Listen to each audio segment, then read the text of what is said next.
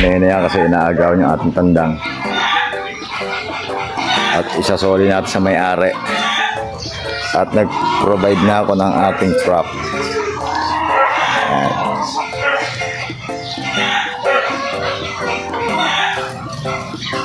Ayan na, palapit na siya.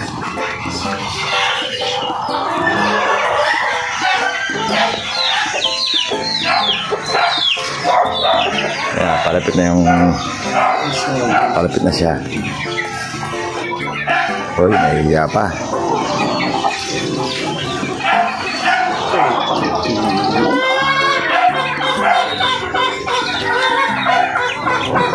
Hintayin natin siya makapasok sa loob. Ayan, mailap siya. Abangan natin yan hanggang sa makapasok sa loob. Ayan. Go lang. O alam.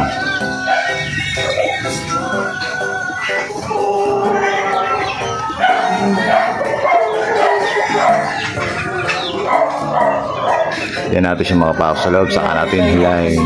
Naisa ka lang. Na.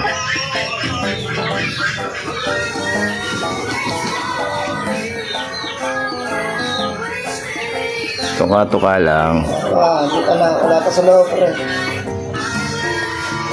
Ayan na, nasa loob na siya. At hilahin na natin. Yun.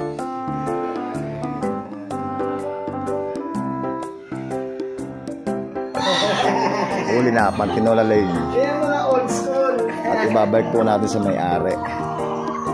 Dahil inaagawan po yung aking tanda. Alright. So, kunin na natin. Pumuna siya dyan hanggang sa ibalik natin sa may-ari. Kasi yung aking mga stag, inaagawan niya. Lakas niyang tumuka. Nalulugi ako, wala na akong pambili. Salamat, scatter. Sabi pakuha ako. Alright, na naman na mga Daddy Lods. What's up, yung nahuli po nating inahin ay pagmamayari po ng aking mentor. Ayan.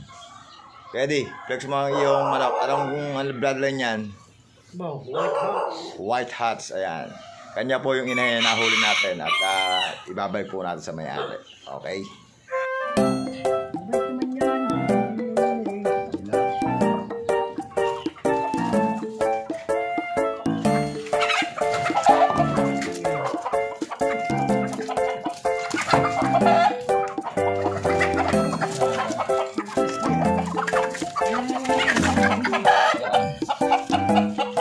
Ayan, Lods. Babalik na natin sa may-ari. Pwede, buksan mo. Buksan mo. Ayan. O, di bawas problema ng aking mentor. Ayan. Okay. You're welcome. So, ayan mga Lods, naibalik na po natin yung kanyang inahin. Ayan. Tuwan-tuwa ang ating mentor.